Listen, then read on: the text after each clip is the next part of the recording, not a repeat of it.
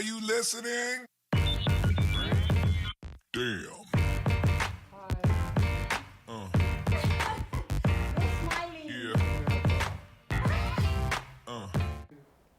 We told you we're bringing you hard-hitting honchos of the marketing world, and I'm joined in the podcast studio with Tlalane McWade, who is a general manager, marketing, for brand over at Nando's. A brand who everyone loves, right? Nando's has really become the tapestry of South African like wit and humor and the South African way. But, you know, there must be a huge job on your shoulders, right? To translate the Nando's brand to the people. How are you finding that? Well, I mean, it's a fun job. Yeah. First and foremost, and I think that's one of the core principles we have at Nando's is we've got to have fun while making the chicken. So And it's good chicken. Yeah, it is. good chicken. It's good chicken. I don't care which copycats say what they want to say. Nando's is good chicken. Thank you, Lemon and Herb. But yeah, I mean, I think it's fun. Of course, it's a big responsibility. We're also a brand who is very deliberate about what we do, what we say. You know, sometimes people think, oh, we're just being clever and witty, but we do spend a lot of time listening, debating internally. Obviously, that has to happen quickly when we're doing something like a social media post and everyone's talking about it now. We don't have time to debate for long, but we're a very deliberate brand. So it's a big responsibility, but it's a fun brand. I think deliberate is really the word because it is very clear. I mean, the fact that you're able to turn around the social listening that you guys are doing and translate it into witty, thought through, and I think intelligent communication for me is very important. Nando's, unlike many brands, doesn't take for granted that your consumer's smart, you know, and I think that's where some of the leverages come through. But it must be pandemonium in the office. I mean, it must be like looking out the window constantly, making sure you're on the ground listening and hearing. Well, I think it's something that's you've got to be very deliberate about how you structure and set up what you want to do. So if you want to achieve, which is what we do, a brand that people can relate to, that feels like the friend that's in the room, the friend that was there, that said the thing that nobody else wanted to say, or said the thing that we're like, oh my gosh, that was right on point. You've got to set your systems up in a way that allows that to happen, not ad hoc, as a constant thing. So that is just part of our day-to-day listening, breathing, existing. Listening to the consumer is just part of what we do.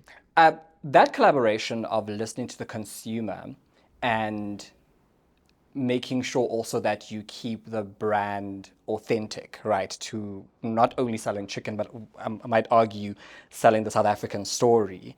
For me, is very interesting. You have a background in working in the United Kingdom for Nando's, and again, you know, social listening here and there is very different. What have you found to be some of the differences with sort of how we attach ourselves to brands as opposed to our UK counterparts? Well, I think, you know, the world has become much more homogenous than, say, 10, 20 years ago. So when I started in the industry, it is just unheard of or it's unfathomable how connected we are.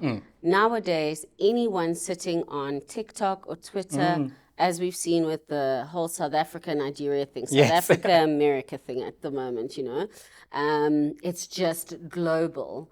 And so there's a lot less difference than, say, 20 years ago, but there are still absolutely cultural differences.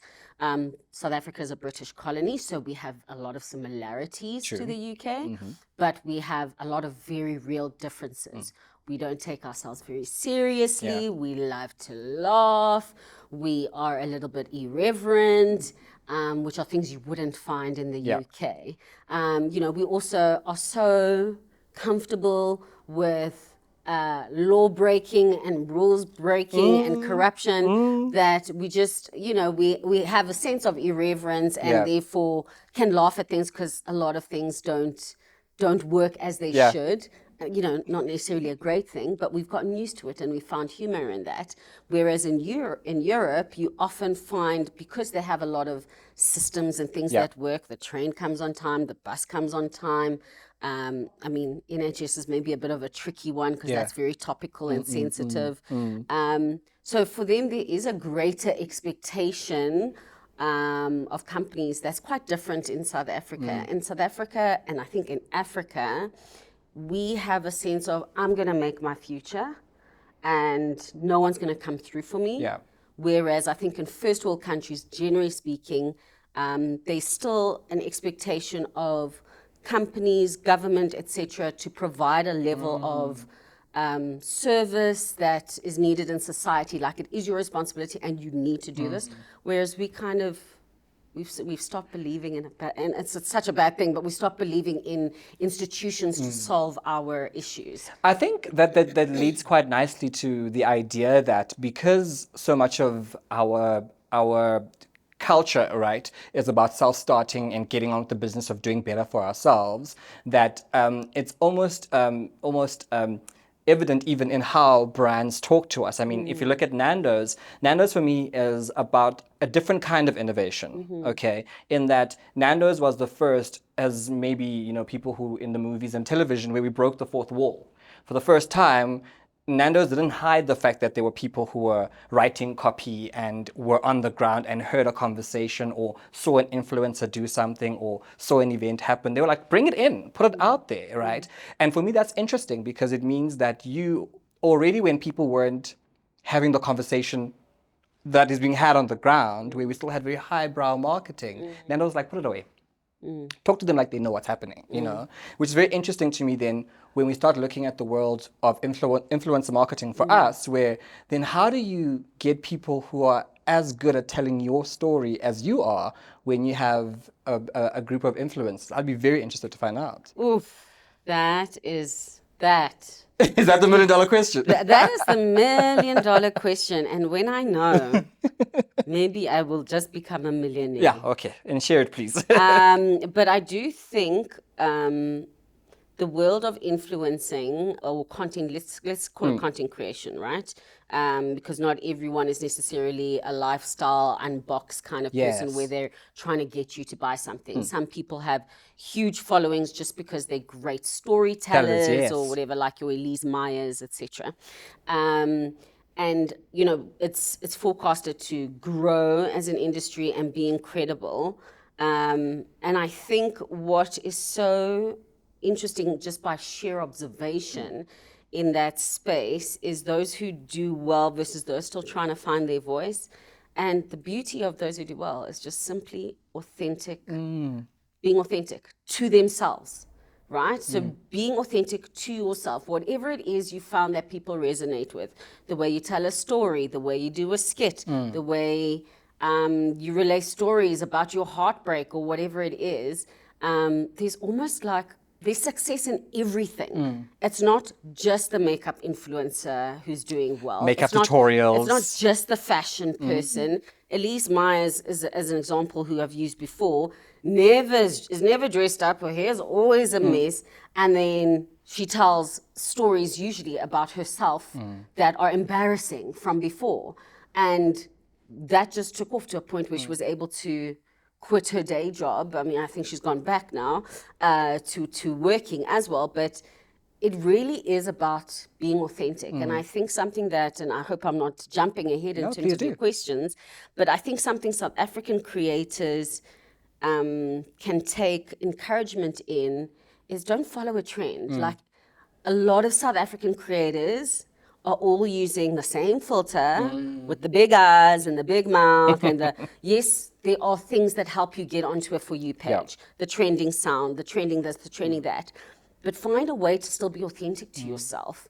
Because as a brand, when I want to work with people, if there are 50 people who all use that filter and the same sound, none of the 50 are going to be my choice because it's all the same. What's interesting about you? So just be yourself, because you might be surprised at what it is that's interesting about you that people latch onto, and then keep on with that, keep unearthing that. Your view of the collaboration for me is very interesting, around, you know, getting influencers who, one, they're fresh when they content, and the differentiation between content creation and influencer for me is very important, Right. because as you say, you know, not everyone is trying to sell you something, but everyone's telling a story. And I think the content creation has become the next frontier, in my opinion, of where our industry is going as marketers. I'm interested in how you divide up what I'm going to call the traditional marketing, you know, what we learn in Marketing 101 in university, and what you've learned in the field, but particularly working in Nando's, where, may I use the word unorthodox? May I use the word, you know, you've turned a lot of things on its head. And for me, where do you find the sweet spot? Because at the end of the year, we still need to give numbers to the CEO and the board and have to report back on what happened in the year. But we who consume the Nando still go, what a great campaign. That was so much fun. How do you find the sweet spot between the traditional and this new age media, if I can turn it that way? So econometrics in the marketing space will never not be important. You know, you hear a lot of talks, like today we're at a marketing conference and there's a lot of talk about how to get marketing represented at the C-suite, etc. That's not an issue for Nando's, let me say. And I think an important thing for marketers is to understand you can't be a marketer who doesn't understand numbers. That's the first thing. Lovely. You're not just, you know, when people say, oh, marketers just do the pretty stuff. And I'm like, in what world? I've never worked in a company where marketing was that. In fact, I sit with, you know, stats essay data, loads of research. You've got to constantly know what's happening in the world. And so in the traditional versus non-traditional space, it's about finding the metrics within the non-traditional space that are going to show you that you are starting to shift the needle, right? So a lot of work that you do when it comes to brand building, you can't directly see in the sales right now. Yeah. Some companies, unfortunately, are built in such a way where if I can't see the sales now, you're not doing that. Yeah. Sucks to work in a place like that because you're not going to get to do fun brand building marketing. Yes. But if you've got a C-suite who really understand the importance of brand building and how brand building puts money in the bank in the future, and you are rather looking at other metrics, engagement, impressions, you know, click-through rates, that kind of thing. But also, it's not just as simple as, here's a content creator, I have a bar of soap, talk about it on social media. I think something that we haven't gotten right, marketers around the world actually, is really tailoring our content for each platform. What you do on TikTok isn't what you do on Instagram.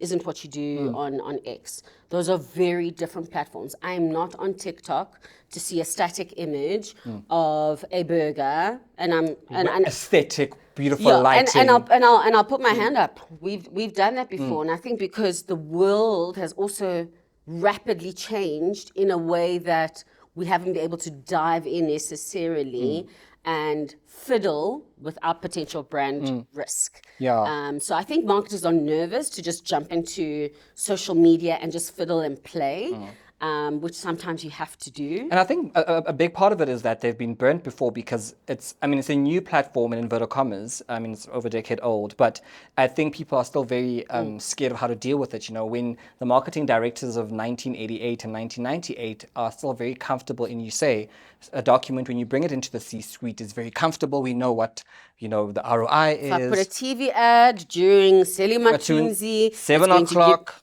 This number of people are going to be watching. I can definitely guarantee that. I put something out on social media, and if it's not so, generally speaking, if you look at any content creator, I mean, I would love to see someone show me a content creator who has organic posts, as in just them doing what they do, versus one where they're doing a paid partnership that's performed better than organic, almost never.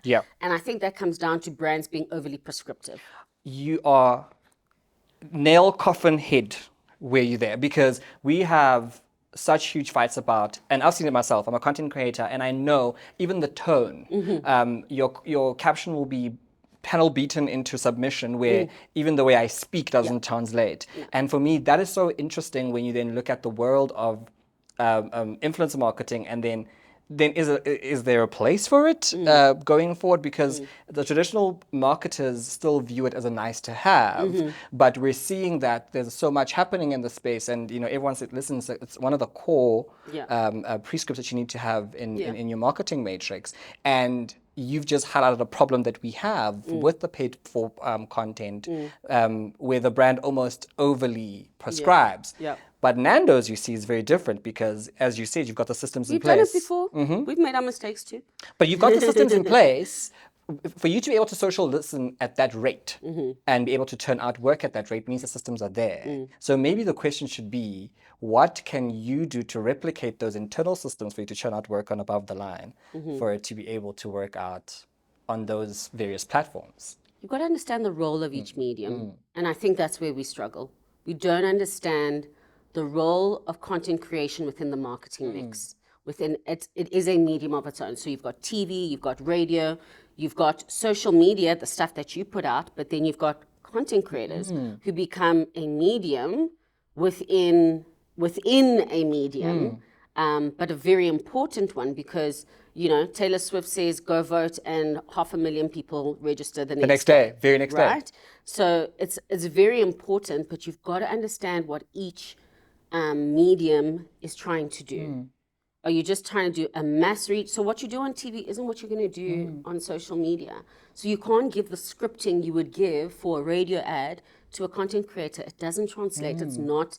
That's just not how people consume the medium. And it's to be fair, a lot of people, I have a friend whose mom's like, you don't need to go to school to marketing. Anybody can teach you to market. Everyone can do it. But actually, clearly not.